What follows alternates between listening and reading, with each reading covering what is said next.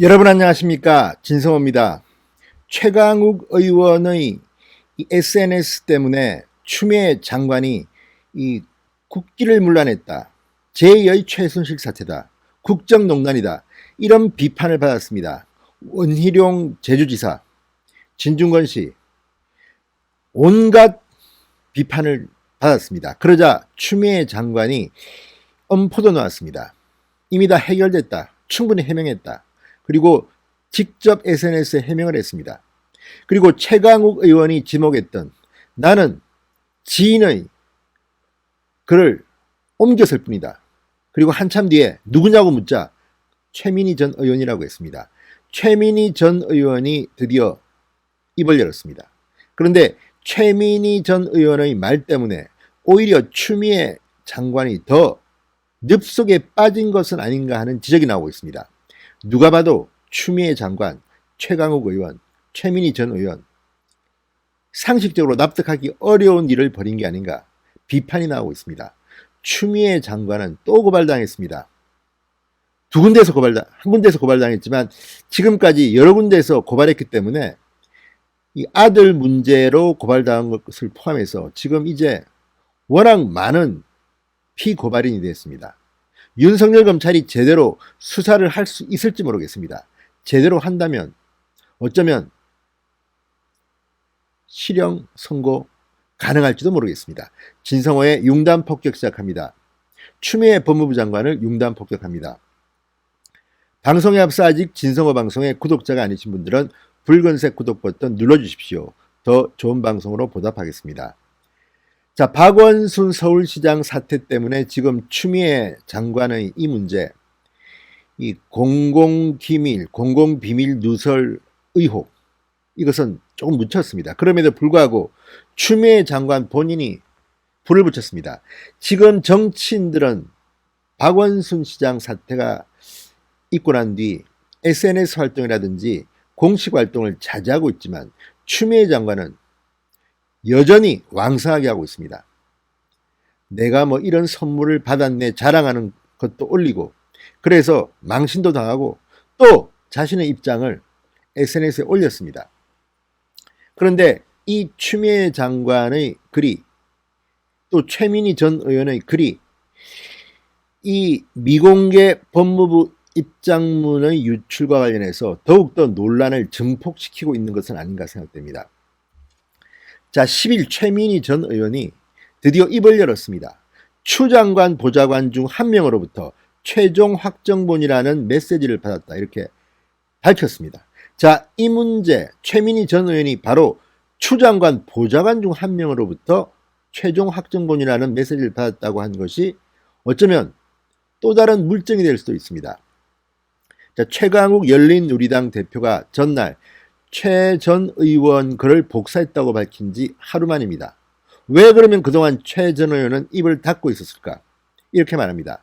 그동안 취재에 응하지 못한 건 메시지를 받았을 뿐이라 답할 말이 없었기 때문이다. 추 장관의 페이스북 글을 보고 저간의 사정을 알게 됐다, 이렇게 설명했습니다.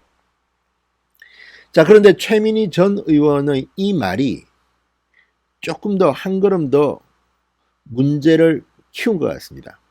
자, 법무부와 추미애 장관이 전날 밤늦게 페이스북에 올린 글, 최민희 전 의원의 말을 종합하면 이렇습니다. 8일 오후 7시 20분쯤 추미애 장관은 입장문 초안을 작성해 법무부 대변인에 전달합니다. 오후 7시 40분쯤 대변인은 수정안을 보고합니다. 추미애 장관은 메시지가 둘 다 좋다, 공개하라고 지시합니다. 7시 50분쯤 언론에는 수정안이 공개됩니다. 그렇지만 또 다른 초안, 가는 기자들한테는 공개되지 않습니다. 자, 그런데 추 장관의 보좌관 중 한 명은 이 간을, 언론에 공개도 안 된 이 미공개 안을 최민희 전 의원 등에게 전달한 것입니다. 실토한 것입니다. 이건 최민희 전 의원이. 자, 그러면 최민희 전 의원만 받았을까, 아니면 또 다른 사람이 받았을까? 이건 역시 의문에 쌓여 있습니다. 최민희 전 의원은 오후 7시 56분쯤, 상당히 빠릅니다, 페이스북에 해당 내용을 게재했고, 이 최강욱 대표는 이를 보고 9시 55분쯤 글을 올립니다. 자, 최 대표가 올린 법무부 알림은 조국 백서 필진 관계자들도 페이스북에 올렸다가 삭제합니다.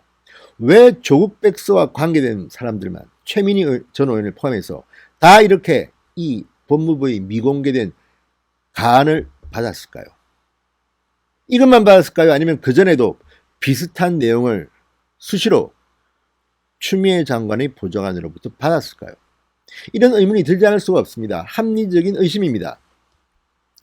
자, 결국 추미애 장관 보좌관이 여권척 인사들에게 직접 입장문 초안, 가안을 보낸 것으로 보입니다. 추미애 장관은 이를 두고 이렇게 말합니다. 장관 비서실은 SNS로 전파하니 오해할 만한 점이 없다. 특정 의원과 연관성 등 오보를 지속하면 상한 조치를 하겠다. 또 협박입니다. 엄포를 놓습니다. 자, 그러나 결과적으로 누가 봐도 이건 추미애 장관 보좌진이 초안을 유출한 겁니다.